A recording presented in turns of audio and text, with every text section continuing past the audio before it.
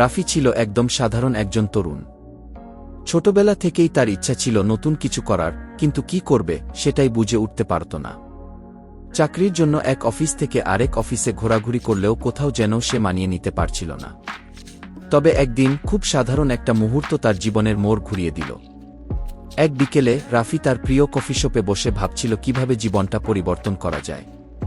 হঠাৎ সে খেয়াল করল কফির কাপ থেকে ধোঁয়া উঠছে, আর সামনে বসা এক ব্যক্তি কাগজে নকশা আঁকছে। তখনই তার মনে হল, যদি কফির কাপের ঢাকনায় ছোট্ট একটা স্কেচ প্যাড থাকত, তাহলে মানুষ গল্প, আইডিয়া বা নকশা লিখতে পারত। প্রথমে ব্যাপারটা খুব ছোট মনে হয়েছিল, কিন্তু সে বিষয়টা নিয়ে ভাবতে থাকল।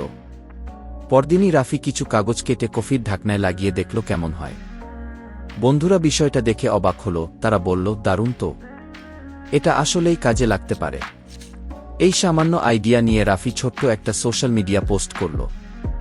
অপ্রত্যাশিতভাবে পোস্টটি ভাইরাল হয়ে গেল। বিভিন্ন জায়গা থেকে ক্যাফে মালিকরা আগ্রহ দেখাতে লাগল। রাফি তখন স্থানীয় এক পেপার কোম্পানির সাথে যোগাযোগ করল এবং কিছু প্রোটোটাইপ বানানোর জন্য অনুরোধ করল। কিছুদিন পর সে শহরের নামী এক ক্যাফের মালিককে তার কনসেপ্ট দেখায়। মালিক মুগ্ধ হয়ে 1000 কাপ অর্ডার দিয়ে দিল। সেখান থেকেই রাফির ব্যবসার যাত্রা শুরু।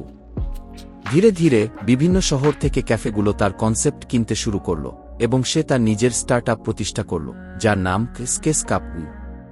এই ছোট্ট আইডিয়া, যা এক কাপ কফির ধোয়ার মধ্যে এসেছিল, সেটাই একদিন বড় ব্র্যান্ড হয়ে গেল। রাফির গল্প প্রমাণ করে যে একটা ছোট চিন্তা, ধারাবাহিক প্রচেষ্টা এবং সঠিক পরিকল্পনার সমন্বয়ে বিশাল কিছুতে পরিণত হতে পারে।